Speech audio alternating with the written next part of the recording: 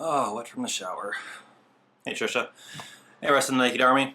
I've always been a fan of tattoos myself. I don't view it as something like overly bizarre, overly strange. I guess born '85, growing up in the '90s, like it's just something that's always kind of been around. My friends' dads have had them. My other friends have had them, so it's relatively normal for me when I look or see tattoos.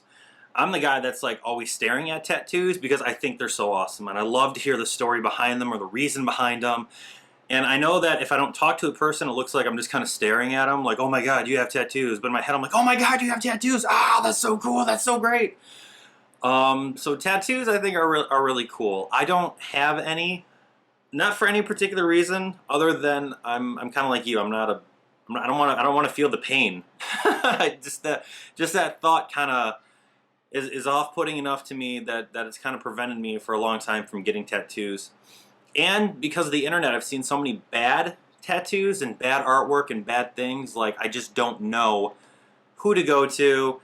What's a good price? I don't know much about all of the tattoo culture to feel comfortable in a choice of where I would go.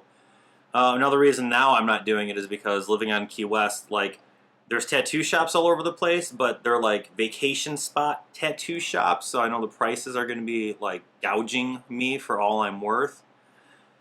But I've always wanted to get I've had a couple ideas of what I wanted to get for a tattoo. I wanted to get my family crest, Healy, the Irish, tattooed somewhere on my back. I wanted to get Dave Matthews Band, Dancing Nancy, tattooed as well. I've got a couple of my own designs that I wanted to get tattooed. Kind of just now waiting to pull the trigger on that, honestly. You know, when the video first started, I remember, and I even read the title. It's like tattoos. I'm like, oh, if she gets a tattoo, she should get one of those ring tattoos because that's, I know a lot of people that are starting to do something like that. And it was funny to hear you say that's what you're going to be getting with your now husband. And my best friend wanted to do that with his wife. And one of the reasons most people said to him, don't do it, is because tattoos are forever. It's like, yeah, but that's the commitment you're making, and that's the promise you're making, and that's the decision you're making. So why not do that? That is a wonderful idea to get. I'm looking at my finger when I'm doing this. To to do. Why not? And to what you said at your other statement of you're going to get looked at, you're going to get judged at. A long time ago, when I was in high school, I went to this week-long retreat thing. It was called Boy State. It was a government-run program where you simulate running a government. And I was different than a lot of the other kids were, and I got picked on a lot for it. And I went and talked with the guy running the program eventually. He's also my assistant principal. And I had on my long black coat, one of those, they called it, I think, a reverend's jacket that Hot Topic sold. And I said, people just keep picking on me, and I don't know why. I mean, I know I dress different, but why does that matter to them? And he said to me, Colin, if you're going to be different, then you need to develop thick skin.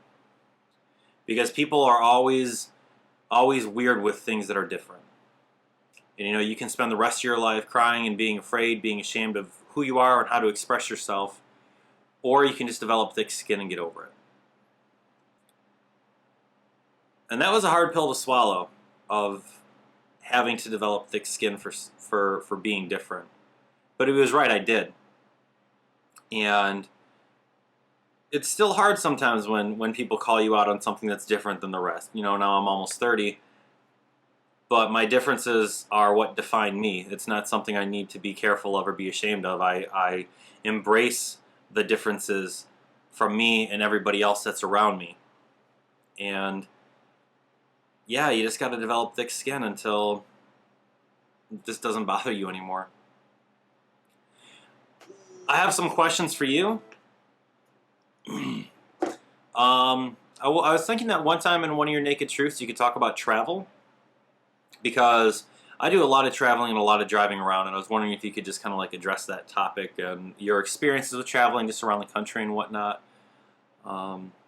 Yeah, that's kind of the main one I wanted to throw out to you, is just talk about traveling around. And I'm also have two big decisions I need to do at some point. Either do I go to VidCon this coming 2016, or do I go to JFAX, which is a festival that's back home in Grand Rapids that I've been running that I've been helping run since I was in 8th grade. They're on the same weekend. I loved VidCon. I loved the classes and the panels and the creator lounges and everything. It's really motivated me to do video stuff. But at the same time, I kind of want the excuse to go home and visit my friends and visit my family. So if you could do a Naked Truth on like either travel or also tough decisions, you know, two issues that are really pulling at you, I'd appreciate that. Have a good week. Look forward to the videos of your tattoos. Be strong. And that's a really cool decision.